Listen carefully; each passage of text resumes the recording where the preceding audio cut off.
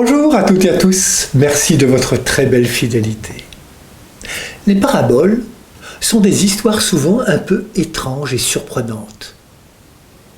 Elles nous surprennent, elles nous interrogent, elles nous questionnent, parfois même elles nous provoquent. Elles ont leur logique. C'est exactement le cas pour cette parabole de ce dimanche qu'on appelle celle des ouvriers de la dernière heure.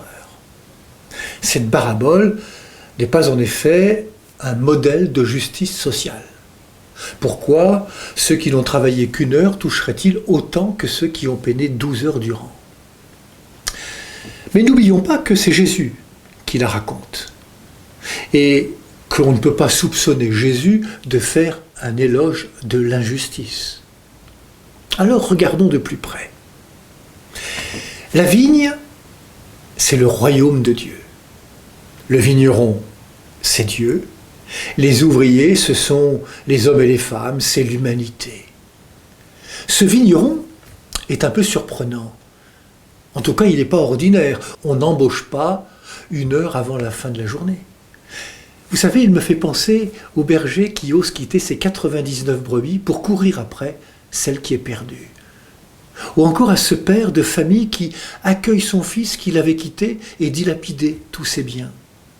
Ou encore à ce paysan qui sème sans même se soucier du terrain où tombent les grains. Toute sa vie, Jésus a manifesté son amour particulier pour les pauvres, les exclus, les pécheurs et les derniers. Pour Jésus, il n'est jamais trop tard.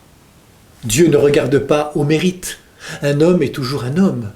Il est un être capable de répondre à son appel. Dieu ne se résigne jamais.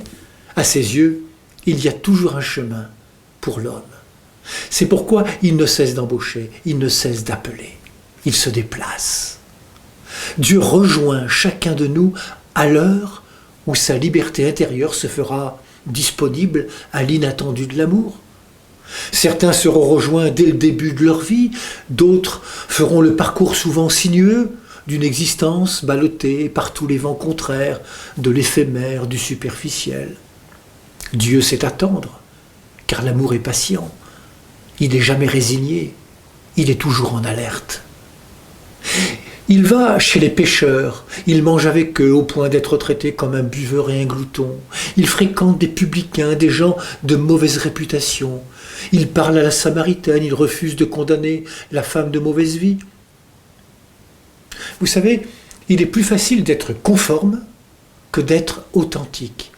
Dans la vie, il ne s'agit pas de bien faire, mais d'être vrai dans ce que l'on fait. D'être juste, au sens d'ajuster à cet amour que Dieu nous porte. Un amour qui ne calcule pas. La confiance l'emporte toujours sur le salaire et le bonheur ne se bâtit pas sur ce qui est dû, mais sur ce qui est donné gratuitement. La voilà la clé de cette parabole, la gratuité de l'amour. C'est tout l'Évangile.